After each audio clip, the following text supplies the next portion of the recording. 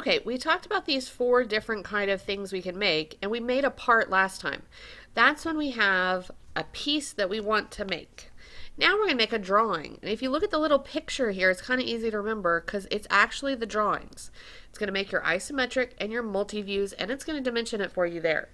So to make one, I can go to New. I always want to do New over there.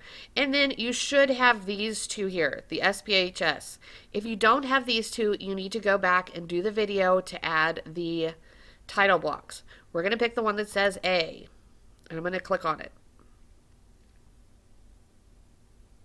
And it says loading, blah, blah, blah down here. Okay, and it's going to pull this up. I'm going to type this in for our practice piece. So you're going to do this for your practice piece. Project name, we're going to call this puzzle cube, your name, and notice I'm doing it in all caps. Everything we type is in all caps. That's the way engineers and architects do it. So you're going to do everything in all caps, and if you don't, I'm going to take off. Your name. I'm going to type my name. You're going to type your name. You need to spell your name correctly. If you don't spell your name correctly, I'm going to take off. Last year I had a bunch of people who could not spell.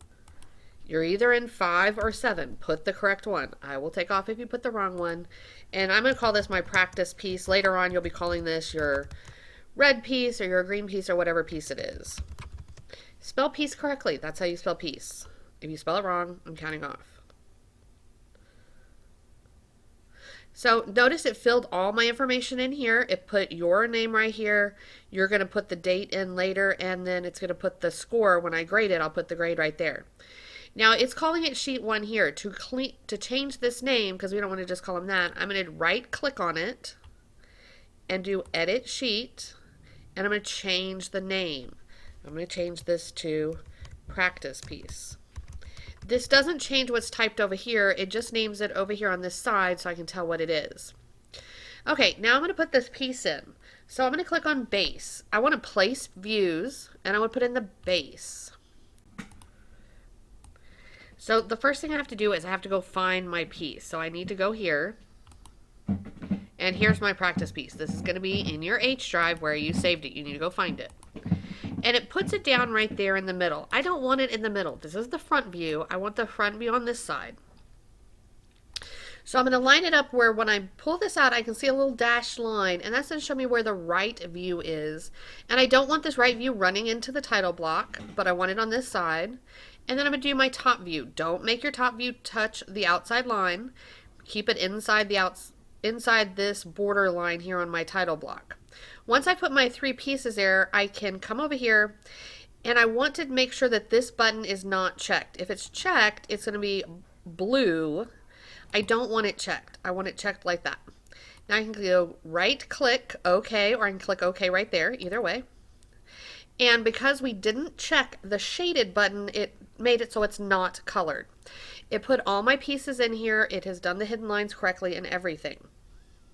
Okay, I also want to put my isometric on here, so I'm going to go to projected, and then I'm going to click on this one because I want to project from that one.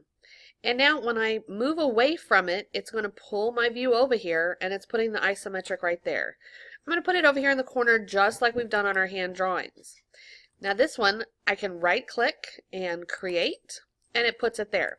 Now this one I do want to have colored, so in order to color it, I come up here and you can see a very faint dotted line come up. If I double click on it, it pops this little window up. Remember on the other ones, we clicked this button so it was gray, which meant it was not shaded. Now I want to click it so that it is shaded. So it is blue, so it is going to be shaded. And when I click OK, it shades it in there for us.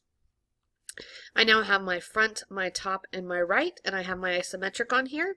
You can also go in and you can see that I'm highlighting over it, so I have the little dashed line. I can move these views farther apart if I need to. And notice that when I move one of the views, it moves the other views and keeps them all aligned just like you've learned to do in the past. So that's it for making your working drawings. Make yours of your practice piece.